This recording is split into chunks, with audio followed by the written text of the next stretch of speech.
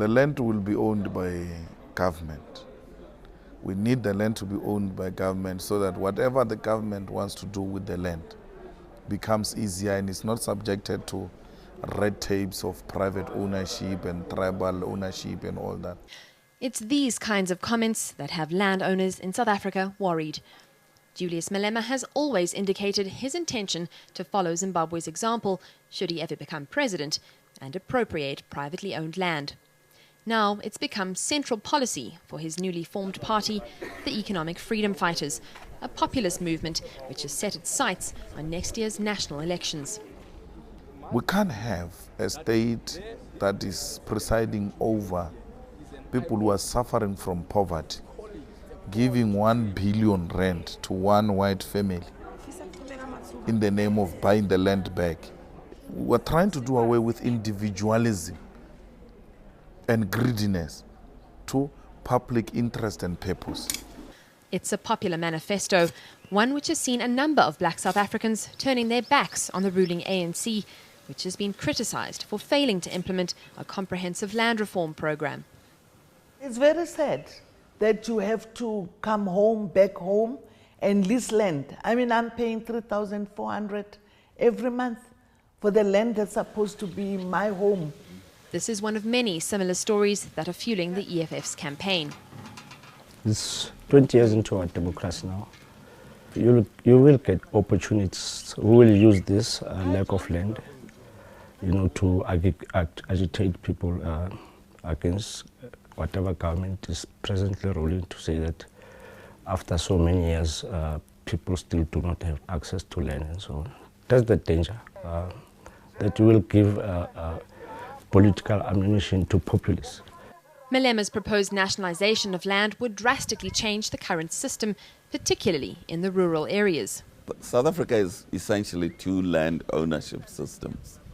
You have what we call the freehold system, which is 87% of South Africa is essentially freehold. Okay, some of it, like Kruger National Park, is owned by the state.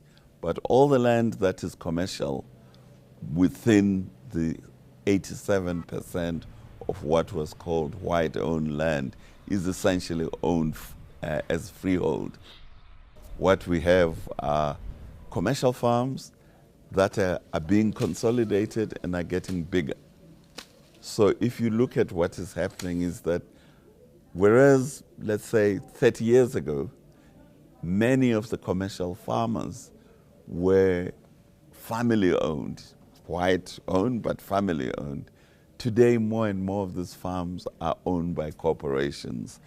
The reality about the South African situation, where we have a very commercialized economy, which requires a lot of capital. The corporations driving South Africa's agriculture industry are responsible for providing at least 95% of the country's locally produced food. They're sophisticated, long-standing businesses that have had the benefit of 100 years of subsidies and support by the former apartheid regime and the current government. So how does Malema plan to appropriate their farms without affecting the country's tenuous food security? The farming is not complicated. You guys just make it complicated. Our people are the ones who are working on those farms. And they are the ones that are producing this food you are talking about. They may not own it, but they are producing it. And therefore, it means they've got a skill to produce. And when we say white families are owning those farms and all that, when we take from a white family into a community, that white family doesn't lose anything. It's part of the community. Because now you are naturalized, you are there. Many of you were born there. So we can't do away with the fact that these people were born there. And we can't say they must be driven to the sea and all of you must remain working the land and you have no skills. No. We need patriotic white South Africans who are going to say, okay, if it moves from me to everybody, well and good, because I still stand to benefit, and it's even worse, I'm benefiting with everybody else. Whether or not this plan of integration and sharing will work in a country with a long history of quite the opposite remains to be seen. Diana Neal, Johannesburg. News that moves. ENCA.com.